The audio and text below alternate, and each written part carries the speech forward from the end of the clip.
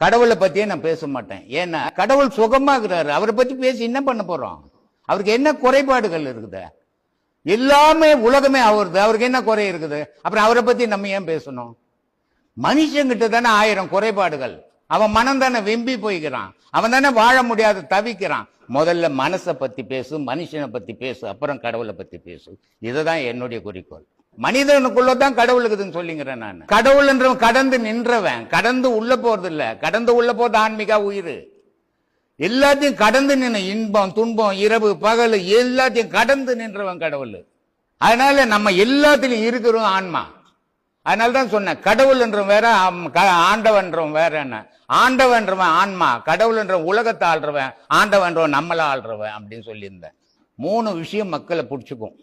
அது இயற்கை, ஆசை, பாசம், காமம். இந்த 3ம் பிடிச்சிக்கிச்சுன்னா ஆண்டவன்லாம் அதுக்கு அப்பாற்பட்டதுதான். இந்த 3க்குள்ளதான் மனுஷனுடைய ரொட்டேஷன். இதையும் கடந்து அவனுக்கு எப்போ அந்த கடவுளை தேடணும்ன்ற ஒரு ஏக்கம் வரும் அப்படின்னா அவன் எதுலையாவது ஒன்று ஃபெயிலர் ஆகணும், அடிப்படணும். அப்பதான் அவங்க ஆண்டவனை தேட ஆரம்பி அந்த நினைவு உண்டாகும். அது வரைக்கும் அவன் வாழற வாழ்க்கை தான் சரின்னு வாழ்வான். இது யாராலையும் மாத்திட முடியாது. ஒரு மனுஷனை நான் நினைச்சேங்க, நான் தாங்க அவரை மாத்தினேன், என்னால் தாங்க அவர் நல்லா இருக்கிறார், இதெல்லாம் அவன் ஏமாத்திக்கிற விஷயம். யார் ஒருத்தனும் அவனே மாறாத யாராலையும் யாரும் மாற்றவே முடியாது. மனிதனுக்குள்ள கடவுள்னு மகான்கள் காட்டுறதுக்காக தான் உருவத்தையே வச்சாங்க. ஆனா அது இல்லாததை காட்டினா புரியாது. அதனால ஒரு சிலையை வச்சு கோவில காட்டி இது கடவுள், இது நம்மளை விட உயர்ந்தது, இதுதான் நம்மளை வாழ வைக்குது அப்படின்னு குழந்தையிலிருந்து சொல்லி கொடுத்தாதான் பக்தி ஊறும் மனசுல. அதுக்காக கோவில்கள் கட்டினது. ஆனா அது பேசவே இல்லை உங்ககிட்ட. நீங்க இவ்வளவுண்டா இருக்கும்போது கும்பிட ஆரம்பிச்சுங்க, இப்ப இவ்வளவு உயரம் ஆயிட்டுங்க, அது அங்கேயே தான் இருக்குது, அவ்வளவே தான் இருக்குது.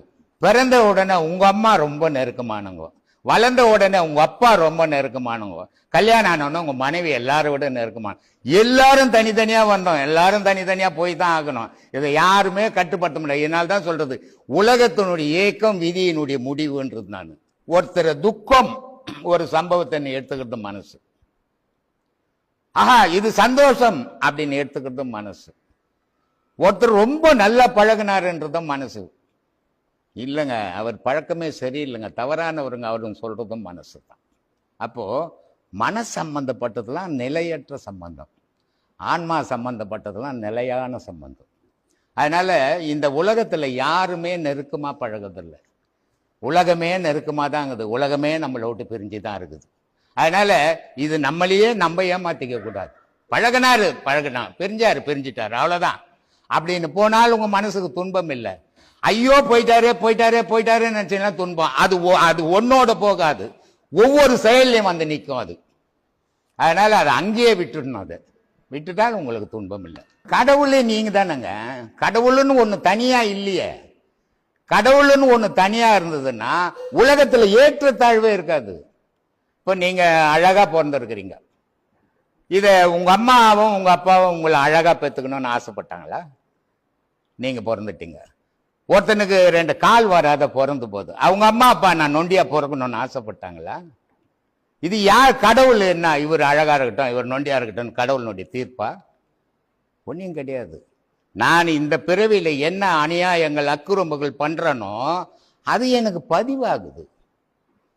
இந்த மரண தருவாயில திருப்பி மறுபிறவி எடுக்கும் போது அதுக்கு ஏத்த தண்டனையை ஆன்மா கொடுக்குது. எனக்கு கண்ணு இல்லாத பிறக்கிறேன், கால் இல்லாத பிறக்கிறேன், வாய் இல்லாம பிறக்கிறேன்.